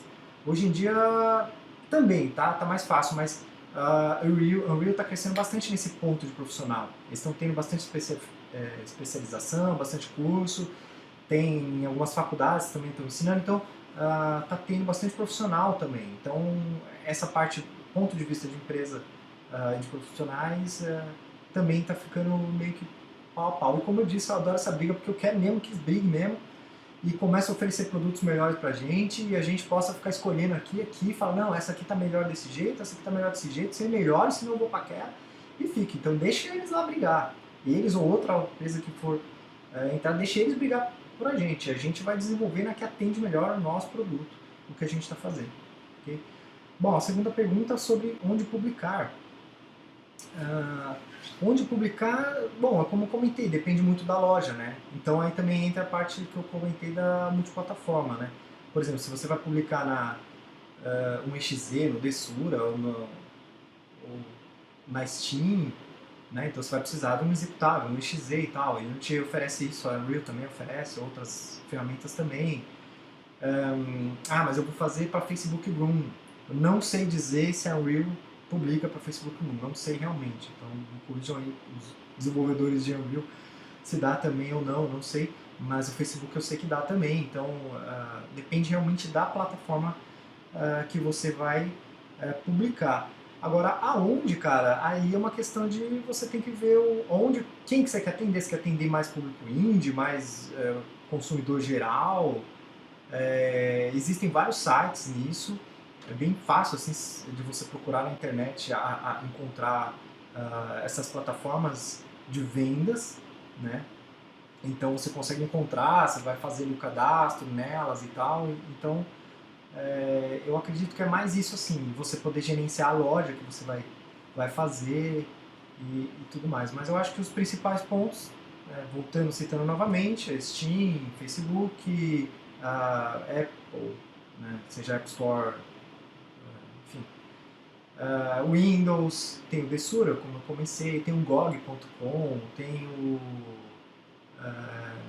tem vários sites, itch.io, depende, né, se é mais indie, tem alguns sites que dá para você entrar e colocar o seu jogo lá para venda. E o formato, a última pergunta, que é o formato da empresa. Bom, o meu, posso falar para mim, a minha é a Simples Nacional, eu tenho CNPJ, contador e tal, mas também vai depender da tua empresa, do tamanho da tua empresa, funcionários, como que é a atividade em que atividade que a tua empresa vai se enquadrar, né? Se ela vai vender alguma coisa, não vai vender, isso realmente eu aconselho fortemente a procurar um contador para ele te orientar melhor e você explicar para ele o que você pretende. Eu quero só desenvolver, vou desenvolver para cá, vou desenvolver para fora do Brasil, vou vender, vou dar curso, enfim.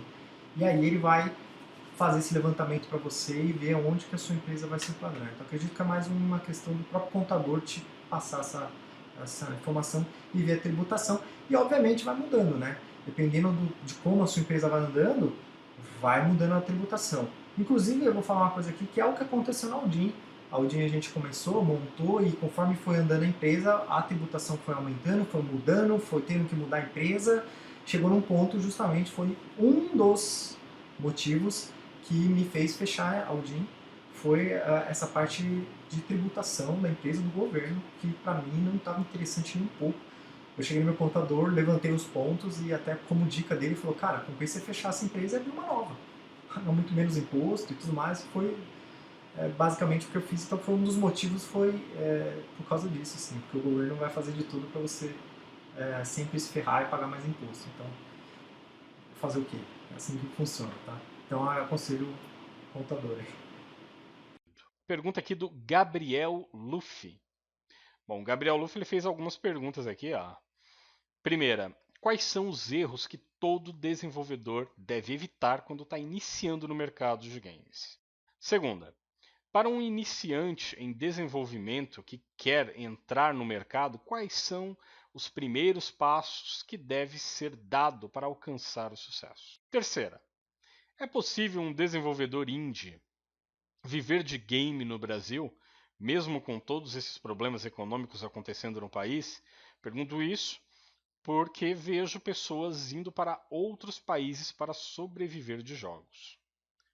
Quarta pergunta: quais são os conhecimentos necessários, em sua visão, com toda a sua base de experiência? O que você diria para quem está iniciando, engatinhando na criação de jogos? Que conhecimentos ele precisa ter? E a quinta pergunta: digamos que Tiago Bertoni encontra uma criança na rua e ela diz para ele que quer trabalhar com desenvolvimento de games. Que conselho inspirador Tiago Bertoni deixaria para essa criança? Vamos lá. Bom, primeiro os erros para quem está iniciando, né? Então, eu acho, cara, que o principal erro, assim, que a galera que está começando comete, isso eu percebi isso quando eu dava as aulas, aplicava as aulas para as turmas iniciantes, e o pessoal tinha que fazer um trabalho, alguma coisa assim, não só de games, mas de outros cursos, você sempre vê isso se repetir. É tentar fazer algo que não vai entregar, vamos dizer. Então, os erros eu acho que é tentar, por exemplo, o que eu quero dizer é tente sempre pensar pequeno, né? Então, se você é iniciante, a pessoa tem que entender isso, você tem que assumir isso, assim, sabe? É que nem eu, se eu fosse começar a querer aprender mecânica, eu tenho que assumir que eu sou iniciante, não sei nada de mecânica, e eu não tenho que querer saber mais do que o meu professor, eu não tenho que querer saber, eu estou ali para aprender. Eu não estou ali para entregar um carro novo em uma semana depois. Eu tenho que entender que eu vou realmente ter que apertar parafusinho, eu tenho que começar do começo, ok? Então, mas eu já sei, não importa, cara, você pode aprender muita coisa apertando parafuso. Então, é entender que, putz, eu vou fazer, não quero fazer um carro, entrei aqui para fazer um carro. Não, vamos começar aos poucos e ir aprendendo e tal. É assim que é aprender, não é já saber, essa é a diferença. Então eu vejo isso se repetir muito em estúdios menores e tal, a galera querer já começar agora, então ou aprendeu meia dúzia de código, ou aprendeu a manipular uma imagem no Photoshop, já quer fazer um game e vamos que vamos, e vamos botar na loja e tal. Não é assim que funciona, tá?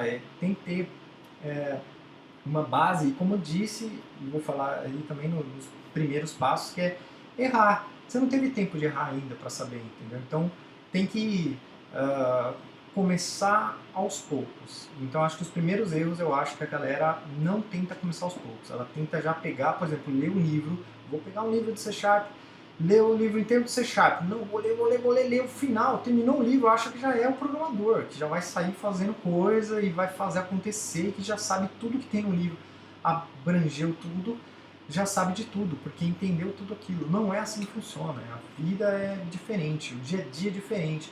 Inclusive em faculdades ou em escolas, pode ser que você passe uma informação ou alguma coisa, que é o que acontece com você, ou no seu cotidiano, no dia a dia, e na vida daquela pessoa vai acontecer de forma diferente. Então não é exatamente aquela fórmula mágica, entendeu? Então os erros que aconteceram com o seu professor não são os mesmos erros que vão acontecer com você.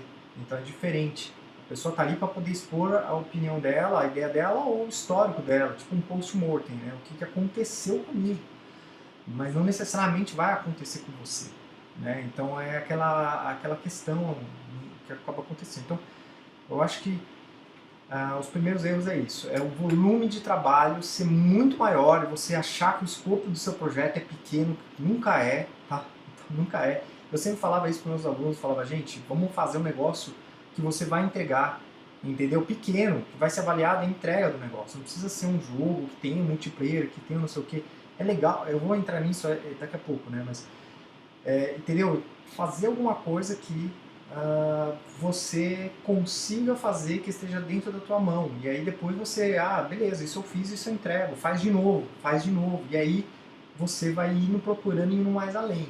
Até chegar a um ponto que você já está fazendo mais coisas, mas sempre tenta fazer coisas menores, entendeu?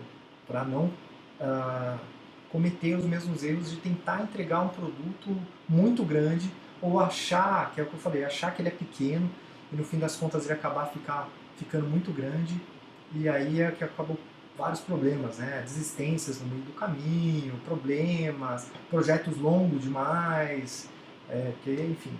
Então, eu acho que os erros mais comuns, eu acho que acaba acontecendo mais, são esses, tá? Então, tentar evitar isso é a melhor das coisas. A outra coisa que é os primeiros passos, que eu comentei, é você começar com projetos bem menores, pequenos, não importa, você vai fazer projetos menores, mas projetos que estão no seu domínio, né? E aí, como os primeiros passos, você vai incluindo coisas que você não conhece. Como eu falei da agência antes, né? Você tentar entrar em lugares que você tem que ser se desafiado. Então você tem que se desafiar também. Então você vai fazer um negócio, eu vou fazer um negócio, mas, por exemplo, tem que ter suporte a línguas. Puta, nunca fiz isso, não sei como faz, ponto, não vou fazer. É aí que você parou. É aí que está a ponto-chave. Não sei como faz, é aí que você vai tentar fazer. Aí você vai, vou tentar colocar ali e tal, e vou tentar incluir isso e tentar aprender isso aí, o que eu puder. Não consegui? Não vou conseguir hoje, entendeu? Esfria a cabeça, tenta fazer outra coisa amanhã, tenta voltar. Não deu amanhã também e quer desencanar, desencana um mês, volta depois. Você vai aprender, você vai conseguir. Então, alguém conseguiu, não conseguiu? Então tá lá. Então, o cara conseguiu, eu consigo também. Você tem que pensar isso. O cara conseguiu, eu consigo também. O que ele tem? Ele tem mais neurônio do que eu? Ele tem mais... o que é? Qual o problema que está acontecendo? O cara consegue, então dá. Mas ele conseguiu porque ele tem e-mail, porque ele tem... Então, como que eu consigo esses e-mails? Aí você tem que ir, entendeu? Então, os primeiros passos é isso. E eu acredito que é o ponto onde vai acontecer muito dos erros que eu sempre estou comentando aqui, que é onde você vai tentar fazer várias coisas e vai errar e vai aprendendo com os erros. Então, acho que como você vê livro, você vê vídeo, você tentar pegar um projeto e tentar entregar, esse projeto é a melhor coisa. Eu mesmo comecei mexendo com RPG Maker, depois eu comecei com linguagens Basic, Dark Basic, Blitz Basic. Então eu começava a tentar fazer projetos menores para testar coisas. Então eu falava, hoje eu vou tentar fazer um sistema de diálogo, hoje eu vou tentar fazer um sistema de batalha, hoje eu vou tentar... Nunca era um projeto grande, não queria entregar um projeto inteiro, eram módulozinhos, né? Eu ficava tentando me desafiar em fazer coisas, assim. E se eu quiser fazer um diálogo? Aí eu fazia um diálogo. Aí e se eu quiser fazer um diálogo e com botão? Aí, como que é que faz? Puta, não sei. Aí eu vou tentar fazer, entendeu? Então eu tentava fazer essas paradas que eu não sabia fazer. Então aí acho que foi um dos meus primeiros passos. Mas sempre com pequenas coisas e pequenos desafios, tentando ir evoluindo esses desafios cada vez mais. E é o que eu venho fazendo até hoje. Né? Venho tentando me desafiar e tentando fazendo coisas que eu não sabia fazer, não conseguia fazer. Enfim, tentar até entregando essas coisas e aprendendo conforme eu vou entregando, porque eu acho que realmente é a experiência de cada um. A mesma experiência que eu tive, o meu irmão, por exemplo, meus irmãos não têm, por exemplo, de dirigir carro, eles têm uma experiência de dirigir carro diferente da minha experiência de dirigir carro.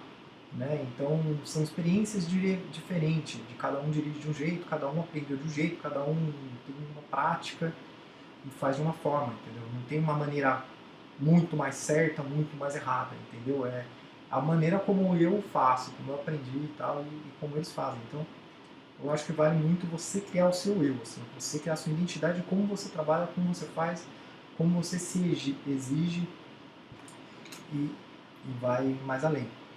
A outra que é viver de jogos. Cara, sim, assim como dá pra viver... Essa pergunta, na verdade, se dá pra viver de jogo, é muito comum, muito popular, né? Em familiar, por exemplo, e tudo mais. Mas é uma pergunta que você pode fazer pra tudo, né? Por exemplo, posso fazer uma pergunta que é: tem como sobreviver vendendo pão na praia? Então, uma pergunta e tal, e a resposta é sim, tem. Porque inclusive tem um comercial recente disso, eu não lembro de quem, que era disso. Uma menina que tinha uma banda e ela ganhava dinheiro com a banda, viajava o mundo inteiro, até que ela descobriu que começou a vender pão que era caseiro na praia, ela ganha mais dinheiro e ela gosta muito mais e ela largou a banda e está fazendo só isso. E se você pesquisar, você vai ver que não é só ela, tem várias pessoas que vendem bolo no pote, e caramba. Então são perguntas que, como eu disse, você faz para qualquer atividade. Mas parece que o game tem um preconceito de, mas não dá para viver de games. Cara, dá para vender pipoca não sei aonde, dá para vender coco, entendeu? Sei lá, no Alasca. Essas perguntas são genéricas e parecem que elas têm genéricas no sentido de que as pessoas fazem mesmo, né? Para tentar derrubar a ideia de que é possível. É claro que é possível tudo. Tudo, cara. Com certeza você ou outras pessoas já viram coisas que você acreditou que fala, não é possível o cara vive disso. Como o cara vive disso? Né? Ou atividades, por exemplo, eu gosto de pular de bungee jump. Dá pra viver pulando de bungee jump? Profissão, isso? Como que é isso? Cara, dá. Você consegue arrumar um meio, entende? Então tem como sobreviver de games sim. A questão é essa, é como você vai achar o seu meio de viver de games. O que seria viver de games, né? Viver dando aula de games, viver desenvolvendo games para mobile, games para PC, trabalhando numa empresa. Qual é o seu meio, né? E você encontrar o seu meio. Mas essa pergunta, cara, como eu falei, pode fazer para qualquer... E se alguém te fizer essa pergunta novamente, falar, cara, dá para viver de games? Você faz essa pergunta que eu falei, fala, cara, dá para vender pão na praia? Dá para viver disso? Entendeu? Dá para, enfim, inventar qualquer coisa, porque qualquer coisa que você inventar, cara, com certeza tem alguém que sobrevive disso, né? E sobrevive bem e tranquilamente e você não consegue achar uma explicação, né? É a mesma coisa de games, né? Dá para viver, por exemplo, de jogar xadrez? Dá pra viver? Tem pessoas que sobrevivem jogando xadrez. Cara, aí é uma pergunta, poker, dá pra viver jogando poker? Dá pra viver, entendeu? É um meio, como que o cara ganha dinheiro, tá lá, como o cara vai ou não, como o cara começa, são diferentes mercados, mas é possível sim, ok? Conhecimentos. Cara, conhecimentos também depende muito da área, mas eu acredito que nunca uma coisa anula a outra, né? Então o cara fala, teve pessoal que falou pra mim, puta, eu sou da área de código, eu sou programador nato e tal, eu quero fazer, mas isso aqui é um tutorial de Photoshop, não vou ver porque isso não me interessa. Aí eu engano.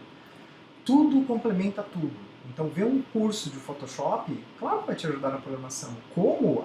Velho, você vai descobrir com o tempo, entendeu? Você vai descobrir. Acho que estudar ou aprender alguma coisa nada anula. Nunca pense isso, tipo, que eu não vou fazer porque isso não me interessa. Às vezes não interessa porque você acha que não vai te complementar, mas pode te complementar e pode ser até fundamental em um ponto que você nem vai imaginar, acredite se quiser. Então, eu acho que conhecimento ele vai muito do... Eu acho que é uma coisa muito mais localizada, muito mais específica do momento que você vai a praticar, né? Por exemplo, eu sou programador, então eu preciso, como outro rapaz perguntou, aplicar um SDK numa parte específica. Cara, então aí você vai pegar aquilo ali e vai ter o conhecimento de como era aplicar SDKs em plataforma. Eu sou artista e eu faço modelagens, eu faço animações do caramba e um cliente me pediu para fazer rig e eu nunca tinha feito rig. Então, entendeu? É uma coisa pontual. Você vai lá e vai aprender a fazer o rig, vai desenvolver, e vai se dar o melhor e vai estudar para fazer aquilo e acabou entrando no seu ramo de conhecimento a prática de desenvolvimentos de rig, o quão fundo você foi nesse estudo, entendeu? Então você vai incluindo módulos no seu ser, né? E até que se novamente você precisar fazer um rig, você já tem uma noção de como faz. E como eu falei, até o quão fundo você foi. Às vezes você ficou expert em rig, mas eu acho que acaba acontecendo isso. E você só vai acontecer esse conhecimento se você for desafiado. Se você fizer mais do mesmo sempre, então você chega na empresa, bate cartão, preenche o relatório, entrega e vai embora. Bate na empresa. Se você fizer a mesma coisa sempre, é a mesma coisa que você vai aprender a fazer. Você vai ser um cara operacional e acabou. Agora, se você chega hoje e fala, você tem que assinar, mas eu não vou te falar onde é que tem que assinar. Você vai ter que achar e descobrir. É um desafio. Já acaba sendo um desafio. Você vai ter que começar a aprender isso e tal, entendeu? Então você vai se desafiando e vai sempre colocando coisas e vai agregando módulos no seu conhecimento. E assim fica tudo muito mais tranquilo quando um cliente hoje me pergunta ou pergunta alguma coisa, mas dá pra fazer aquilo outro, dá. Na hora você vai buscar na mente e fala, putz, dá porque eu já fiz uma vez ou eu sei que dá porque eu já vi um tutorial, eu já vi um cara fazendo, e é aquilo que eu falei, se algum cara já fez, eu consigo fazer também.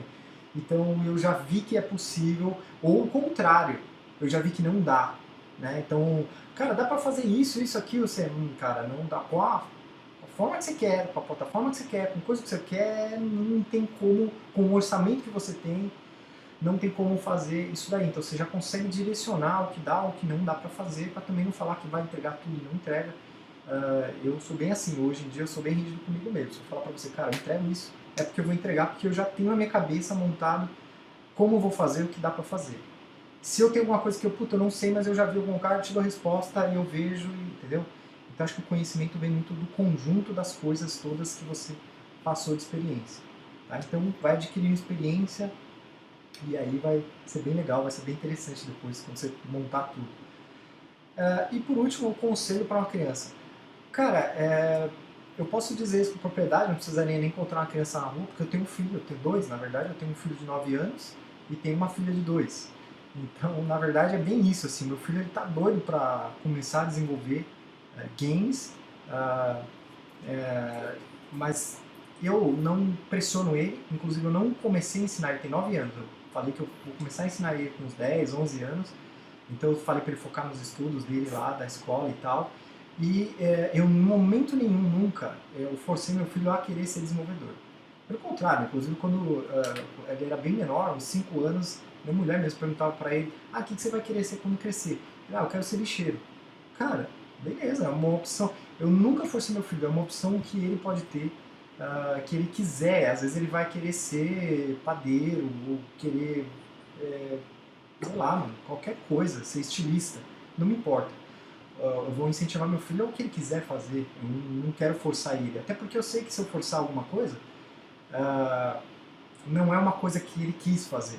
Então ele agora está vindo com essas ideias, que ele vê os jogos que eu vou fazendo e tal, e ele vai se motivando, e ele vai se empolgando a querer fazer. Isso é uma coisa que ele tem que ter. Porque uma coisa que eu aprendi até hoje, até nos alunos que eu via, é que você não consegue incluir uma paixão em alguém. Você consegue ensinar, dar conhecimento, mas incluir uma paixão não. E games, assim como qualquer outra coisa, vender pão na praia, como eu comentei, você tem que se apaixonar pelo que você faz. Tem que gostar muito. No ponto onde você não sabe o que é feriado, você não sabe o que é trabalhar, sabe, 16, 20 horas por dia, ou final de semana, você não se importa. Você não se importa. Não é aquela coisa, puta, é segunda-feira. Nossa, eu não acredito que eu vou ter que trabalhar. Não, é segunda-feira, cara. Eu tava doido pra chegar porque eu não consigo ficar fora e sem desenvolver nada. Essa paixão eu não consigo colorir, nem meu filho, nem ninguém. Então isso tem que vir da pessoa. Então, se ele quiser, eu tô aqui pra ensinar. Eu tô aqui, eu ensino, beleza, mas não quiser, beleza, o que você quer aprender? O que você quer fazer? Eu vou incentivar ele pelo que ele quiser fazer, porque a paixão dele vai vir uma hora ou outra. Pode ser que ele comece a fazer jogos e nem goste, e faça outra coisa. Então o meu conselho que eu daria para uma criança ou para o meu filho é primeiro que essa questão de trabalho é complicada, né? Trabalhar. Então primeiro brinque, se divirta, faça o que você quiser, mas tenta adivinhar o que você quer fazer mesmo. É isso que você quer fazer mesmo? Então começa a estudar, começa a aprender, começa a evoluir. Amanhã, eu tenho 30 anos, 40 anos, eu tenho mais, não de 40, eu tenho 33. E eu decidi mudar de profissão, eu quero fazer outra coisa, eu quero trabalhar com culinária, cara. Vai trabalhar, cara, a vida é uma sobra. Então você quer sair da profissão, sai da profissão, vai fazer o que você gosta. Então, eu incentivo muito isso, tem que incentivar. E, garoto, se você quer fazer isso, vai até o fim. Vai ver o que tem, tipo, a luz no fim, vai lá ver o que tem lá, vai lá. E se tiver alguma coisa que você não goste, vai para outro caminho. Simples, na verdade, acaba sendo simples isso, entendeu? O que acontece é que muitas pessoas acabam não indo com medo de, não, eu não sei o que tem lá, então eu acabo nem indo, entendeu? Eu vou aqui pelo que eu já sei, eu vou ser médico, eu vou ser doutor, porque eu vou ser aquilo porque eu sei que aquilo vai dar dinheiro, ou tem vaga, ou tem alguma coisa. Cara, é opção sua, você escolheu isso, você quer fazer isso. Mas games é a mesma coisa. A oportunidade você cria, você vai fazer e você vai dar o seu melhor, entendeu? Então, eu acho que seria mais isso, assim, meu conselho seria vai, por que não? Entendeu? Vai, não tem um motivo para não ir, principalmente quando é jovem, que você pode arriscar bastante coisa, né? Você pode estar ali num ponto de arriscar e tal. Como eu disse, eu tenho mulher, eu tenho 2 filhos, eu tenho, não sou só eu, né? Tem outras pessoas que eu tenho que sustentar e tudo mais. É lógico que a decisão fica mais difícil, mas mesmo assim, é a decisão que tem que ser tomada. Quando eu montei o Dini com o Kikuchi, eu já trabalhava numa agência, tinha carteira assinada, ele também. Não tinha um motivo, eu ganhava bem, assim, o suficiente para me sustentar, sustentar minha família. Eu não tinha motivo nenhum para largar o que eu estava fazendo e praticar jogos. Motivo não tinha, mas eu tinha paixão, eu queria. Eu falei, não, eu vou fazer, ué. Por que não? Eu vou arriscar. Ué, dê certo, deu, não deu, eu vejo outra coisa e vou fazendo. É assim que funciona, entendeu? Eu só vou saber tentando. Então, espero que tenha ajudado. Talvez não seja a melhor resposta e tal. Como eu falei, são experiências minhas, então para todas as respostas eu tentei passar o que eu penso, o meu ponto de vista, novamente. É interessante ver a experiência ou o progresso de vocês depois no futuro. E é isso, galera. Eu espero que tenha ajudado bastante. Bom, então é isso. Obrigado aí, Will, pela oportunidade aí, pela entrevista. Desculpa a demora, realmente estava bem complicado. Eu consegui gravar aí. Deve ter ficado meio longo, mas fica à vontade para editar. E galera, obrigado aí pelas perguntas, né? Por querer aprender coisas e saber, isso eu acho muito legal. Até vocês estarem fazendo um curso é bem interessante, demonstra que vocês têm interesse realmente em aprender mais sobre a área, em entrar na área e tal. Isso é muito legal e vai ser bem importante, porque a gente precisa de profissionais na área também e profissionais que estão procurando realmente conhecimento são bastante valiosos, né, no mercado. Então agradeço todo mundo aí, desejo sucesso aí para todos que estão entrando na área ou já estão na área também, né? Estão querendo procurar mais conhecimento, enfim. Sucesso para todo mundo, sucesso nos projetos, nos jogos, e espero ter esclarecido algumas dúvidas. Como falei e repito novamente, são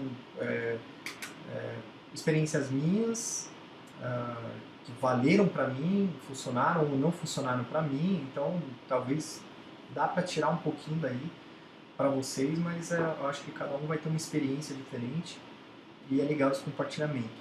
Então é por isso que eu vim aí fazer. Espero que seja proveitoso. Valeu, galera. Valeu todo mundo. Até uma próxima aí. Obrigado. Bom, muito legal. Obrigado, Thiago. Muito obrigado mesmo aí pela entrevista. Foi muito legal mesmo. Acredito que os meus alunos vão gostar demais aí, tá? De todas essas informações que você passou. E é isso aí. Muito sucesso para você, né? Nós sempre conversamos aí. Eu já sei que você está em alguns projetos muito legais. Parabéns, você merece. E mais uma vez, muito obrigado, cara. Abração.